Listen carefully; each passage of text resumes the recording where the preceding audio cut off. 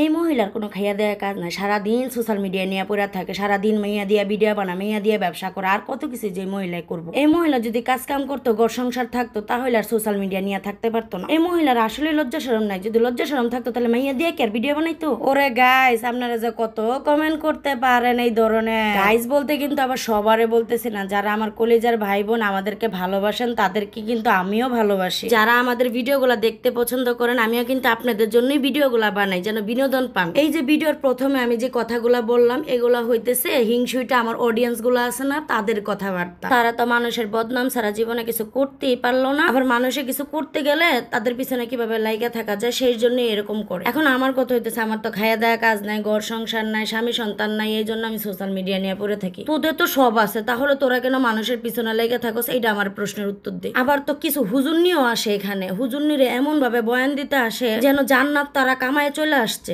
শুধু জাহান্নামটা আমার জন্য আল্লাহ তাআলা তৈরি করছে। এমন কামিলদার ব্যক্তিগুলো আইসা কমেন্ট করে। এখন আমার কথা হইছে, আমি না হয় পাপ করতেছি সেটা আমিও জানি, তুই তো ভাই জান্নাতি মানুষ, তাহলে তুই সোশ্যাল মিডিয়াতে কি করস? আমি ভিডিও বানাই, সেটা আমার পাপ হয় সেটা আমি জানি। তুই যে আমার ভিডিওগুলো দেখতেছিস, তোর কি পাপ হইতেছে না? তুই যদি ভিডিও দেখা বন্ধ করতি, সোশ্যাল মিডিয়াতে না আসতি, তাহলে আমি কি ভিডিও বানাইতাম? তুই কো। এখন আমার এই কথাগুলা শুই না, যাদের গোড়াকির্মিতে কামড়া তারা এখন কামড়ানি উঠে যাবে। আমার এই কথাগুলা অনেকের এখন ভাল লাগবে না, ভালো না লাগাটাই স্বাভাবিক, কারণ তাদের তো অল টাইম গোড়াকির্মিতে কামড়ায়, তাদের চুলকানিও বাড়ে। যখন চুলকানি মজাইতে পারে না, তখনই বাজে ধরনের কমেন্ট করতে আসে। শোন, তোদের মতো আমি মানুষের পিছনে বদনাম নিয়ে ঘুরি না, আমি আমার মতো করে চলি। আমার যতটুক সময় আমি ফ্রি থাকে, ততটুক সময় আমি চেষ্টা করি কোনো না কোনো একটা কাজে লাগাইতে। আমার সোশ্যাল মিডিয়াতে থাকার কোনো না কোনো কারণ আছে। এই যে সোশ্যাল মিডিয়াতে আসি কেন আছে জানিস? আমার নিজেরও কিন্তু একটা অনলাইন বিজনেস আছে, এটা অনেকে হয়তো বা জানে। সেই বিজনেসটা আমি একাই পরিচালনা করি। যারা অনলাইন বিজনেস করে তাদের সোশ্যাল মিডিয়াতে থাকতেই হয়। যেহেতু আমি ডিজিটাল মার্কেটিং নিয়ে কোর্স করছি, বর্তমানে আমি সোশ্যাল মিডিয়া নিয়ে কাজ করি, সেই কাজের ক্ষেত্রেও কিন্তু আমার সোশ্যাল মিডিয়াটা লাগে। মাঝে মধ্যে আমি ব্লগ ভিডিও গুলো কেন দিই জানিস? একটা ব্লগ ভিডিও বানাইতে কিন্তু অনেক কষ্ট হয়, এমনি এমনি কিন্তু ব্লগ ভিডিও হয় না, সময় পাই না, তারপরে দেওয়ার চেষ্টা করি যেন তোরা বুঝতে পারিস আমার সবই আছে, আমার ঘর আছে, সংসার আছে, আমি ঘরের কাজ বাজও করি, সবকিছু সামলানোর পরেই অন্য কাজ নিয়ে ব্যস্ত থাকি। সব কাজ শেষ করে যে ফ্রি টাইমটা আমি পাই,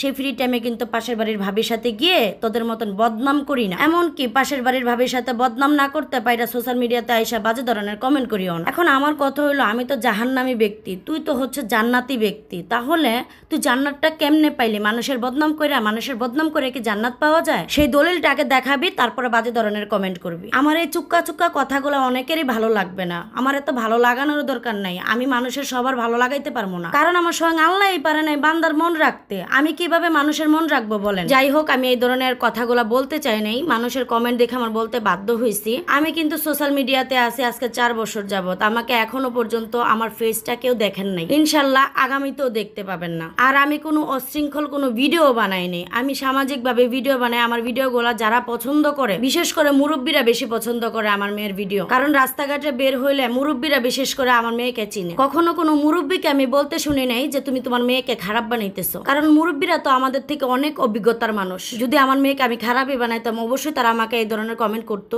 একটা কথা কি, মানুষ মাত্রই ভুল কাজ করে, কারো যদি কোনো সাজেশন দেওয়ার থাকে সেটা সে ভালোভাবে দিতে পারে, কোনো খারাপ মন্তব্য করে দিতে পারে না। আমাদের ধর্ম আমাদেরকে শিখায় নেই যে বাজেভাবে তুমি একজনকে উপস্থাপনা করো, তাকে বুঝাও, এই ধরনের কোনো কথাই কিন্তু আমাদের ইসলাম বলে নেই। প্রকৃত মুসলিম যে সে আরেকটা মানুষকে কখনো বাজেভাবে মন্তব্য করতে পারবে না। যাই হোক, আল্লাহ সবাইকে হেদায়েত দান করুক। আমিও চাই আল্লাহ আমাকে হেদায়েত দান করুক, আমিও এখান থেকে চলে যেতে চাই। শুধু মনকে স্থির করার আশায় আছি, আল্লাহ যদি আমার মনের আশা কবুল করে আমিও অতি তাড়াতাড়ি আমি সোশ্যাল মিডিয়া থেকে ছেড়ে যাব। কারণ ভাই, মরার ভয় আপনারও যেমন আছে আমারও আছে, কিন্তু আমরা তারপরও দুনিয়ার মায়ায় পড়ে যাই, যার কারণে অনেক কিছু ভুল কাজ করে থাকি। একটা কাজে মানুষের কিন্তু যাইতে সময় লাগে না, কিন্তু এখান থেকে রিটার্ন করে আসতে কিন্তু অনেক সময় লাগে। একটা জায়গায় যাইতে যাইতে যেমন মায়া তৈরি হয়, আসতে কিন্তু অনেক কষ্ট হয়, কিন্তু তারপর আসতে হবে, এটা আমাদের মানতে হবে। কারণ আমাদের এই দুনিয়া না, আরো দুনিয়া আছে আমাদের জন্য। এখান থেকে তো ব্যাক করা যাবে, কিন্তু যেখানে যাব সেখান থেকে তার ব্যাক করা যাবে না কোথাও। তো যাই হোক, সবাই আমাদের জন্য দোয়া করবেন, আমাকে যেন আল্লাহ হেদায়েত দান করে, আমার মেয়েটার যেন আমি মানুষের মতো মানুষ করতে পারি, ইসলামের পথে আমি চালাইতে পারি। কারণ আমি মনে করি আমার মেয়ে হচ্ছে আল্লাহ তাআলার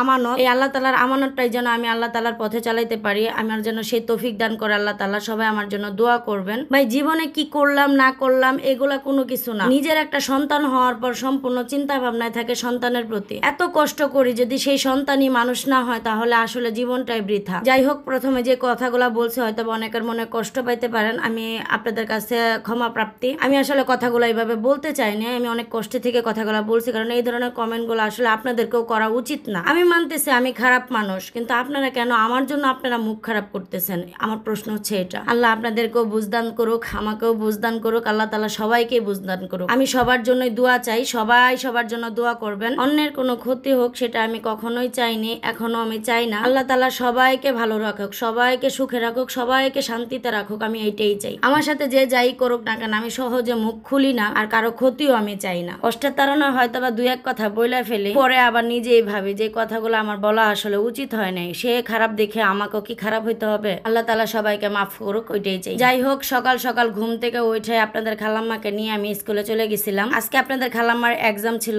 এক্সামের হলে ঢুকে দিয়ে আমি একটু বাজারে গেছিলাম। অনেকদিন ধরে বাজারে যাওয়া হয় না, বাজার করা হয় না, তো ভাবলাম ঘরের মধ্যে কিছু জিনিস দরকার সেগুলা কিনবো। হালকা পাতলা কিছু মাছ কিনবো, আর কিছু গরুর মাংস কিনবো, আর কিছু কাঁচা বাজার কিনবো। ঘরের মধ্যে 2 মাস ধরে একদমই বাজার করা হয়ে ওঠে না। টাকা পয়সারও একটু সংকটে ছিলাম, প্লাস মন মানসিকতাও ভালো ছিল না। সব মিলে একটু প্রবলেমের মধ্যে দিয়ে আসি বা যাইতেছি ধরতে পারেন। পরে আমার ঘরে যে যে জিনিসগুলো লাগবে সেগুলা কিনে আমি একটা কাঁচা বাজারের দোকানে রেখে আসছি। তারপরে দৌড়ে গেলাম আবার স্কুলে যায় দেখে আপনাদের খালাম্মার এক্সাম শেষ হয়ে গেছে। তারপর ওকে নিয়ে আবার বাজারে ঢুকলাম। তখন অবশ্য গরুর মাংস কেনা হয়ে ওঠে নাই। ভাবলাম ওর স্কুল থেকে আসার সময় একবারে কিনে নিয়ে আসবো। প্রথমে হইতেছে আমি মাছ বাজারে ঢুকছি। মাছ বাজারে ঢুকে দেখি নদীর মাছ উঠছে প্রচুর পরিমাণে, আর আমি মোবাইলে দেখে অনেকে নদীর মাছ কিনতেছে। ওই নদীর মাছ দেখে আমারও ইচ্ছা করলো নদীর মাছ খাওয়ার জন্য। তো অনেকগুলো দোকানে জিজ্ঞেস করলাম নদীর মাছের দাম কেমন। দেখলাম যে 1000-1200 টাকার নিচে কোনো মাছই নেই। আর সবাই তো জানে নদীর মাছের একটু দাম বেশি। ওরা একটা দোকানে বলতেছে যে মাছগুলো আছে নিলে নিতে পারেন, এগুলা মেঘনা নদীর মাছ। দেখা মাছগুলো আমার অনেক পছন্দ হয়েছে, ছোট ছোট যেহেতু ছিল। আমার কেন জানি বড় মাছ খাইতে আমার একদমই ইচ্ছা করে না, আমি খাইতেই পারি না বড় মাছ। বিশেষ করে রুই মাছটা দেখলে তো আমার পুরোপুরি জিদ উঠা যায় মাথায়। শুধু আমি একটু তেলাপিয়া মাছটা পছন্দ করি। তেলাপিয়া মাছটা কেন জানি আমার অনেক ভালো লাগে। তারপর দামাদামি করার পর মাছগুলো আমি কিনে ফেললাম। মাছগুলো দেখে মনে করছিলাম অল্প কয়টা মাছ, পরে যখন মাইপা দেখলো মাছগুলা প্রায় আপনার 4 কেজির মতো হয়ে গেছে। 100 গ্রাম না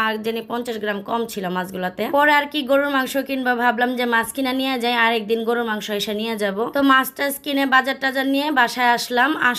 বাসায় আসার পরে দেখতেছি যে আজান দিয়ে দিছে, 1টা বাইজে গেছে। এখনো পর্যন্ত আমার ঘর টর কিছুই গোছানো হয় নাই। মেয়েকে নিয়ে যেহেতু স্কুলে ছিলাম, বাজারে ছিলাম, ঘর টর তো কিছুই গোছানো হয় নাই। তাই চিন্তা করলাম যে আগে মাছগুলা কোটাকাটি করি, তারপর অন্য কিছু করব। যেহেতু গোড়া মাছগুলা 4 কেজি ছিল, 4 কেজি মাছ তো বুঝেনি অনেকগুলা মাছ। যদি বড় মাছ হইতো তাহলে এটা 1টা মাছ থাকতো বা 2টা মাছ থাকতো বা 3টা, কিন্তু এই মাছগুলা তো অনেক। এখন আমার মেয়ে দেখতেছে হাত ব্যথায় আমি একটু পরে পরে হাতটা নাড়াইতেছি আর মাছ করতেছি। আমার মেয়ের মনে একটু কষ্ট লেগে গেল। কষ্ট লাগার কারণে সে কি করলো, তার নানিকে কল দিল, দিয়ে বললো যে নানু তুমি কি বাসায় আছো? আমরা মা মেয়ে জানতাম আমার আম্মা আমার মেজো বোনকে নিয়ে পরীক্ষার হলে গেছে। আমার মেজো বোনের কিন্তু পরীক্ষা চলতেছে, তাই আমার মাকে আর ফোন দেওয়া হয়ে ওঠে নাই। পরে আমার মেয়েই বলতেছে একটু ফোন দিয়ে দেখি নানু হয়তো বা বাসায় থাকলেও থাকতে পারে। পরে আমার মেয়ে ফোন দিয়ে দেখে যে আমার আম্মা বাসায় আছে। পরে আমার আম্মাকে বললো নানু একটু বাসায় আসবা। আমার মা মনে করছে হয়তো বা কিছু একটা হয়েছে। বলতেছে কেন? বলতেছে একটু দরকার আছে, তুমি একটু আসো না। ওর আম্মা বলতেছে যে একটু পরে আসি। আমার মেয়ে বলতেছে না পরে আসলে হবে না, তোমার এক্ষুনি আসতে হবে। পরে আমার আম্মা বলতেছে কিছু হয়েছে, কেন আসবো? পরে আমার মেয়ে বলতেছে না তেমন কিছু হয় নাই, তুমি ভিডিও কল দাও, তোমার একটা জিনিস আমি দেখাই। পরে আমার আম্মা ভিডিও কল দিছে। ভিডিও কল দেওয়ার পরে দেখাইতেছে যে আম্মা তো অনেকগুলো মাছ আনছে, হাত ব্যথার জন্য করতে পারতেছে না, তুমি একটু আসো, আম্মুকে একটু হেল্প করো। পরে আমার আম্মা সাথে সাথে চলে আসছে, আইসা আমার মাছগুলা কুইটা দিছে। আমার বলতেছে তোর মাছ কুটা লাগবে না, তুই ওঠ, আমি তোর সব মাছগুলা কুইটা দিতেছি। পরে আমার আম্মা মাছ কুইটা দিল, রান্না বান্না করলো, আর আমি পাশাপাশি যে আমি যা যা আনছিলাম সেগুলো গুছাচ্ছিলাম। একটু পরে আমার ফুপু আসছে। আমার ফুপু এসে আমার তরকারিগুলা কুইটা দিল। যেহেতু রান্না আজকে করবো, বাসায় তেমন রান্না বান্না করা হয়ে ওঠে না, আমি যেহেতু খাইও না রান্নাও করি না। তো আমার আম্মার রান্না বান্না শেষ হওয়ার পরে আমরা সবাই মিলে একসাথে ভাত টাত খাইলাম। মাছগুলো বেশ টাটকা ছিল, নদীর মাছ যেহেতু ছিল মাছগুলোও ভালো লাগছে। আমার আম্মাকে বলছিলাম যে 1 পদ তরকারি রান্না করতে, আমার আম্মা 3 পদ তরকারি রান্না করে গেছে। কারণ আমার আম্মা রান্না করতে গেলে 1 পদ তরকারি দিয়ে কখনো ভাত খেতে পারে না। আমরা ছোটবেলা থেকে দেখতেছি আমার আম্মা মিনিমাম ঘরের মধ্যে 2 থেকে 3 পদের তরকারি রান্না করবে।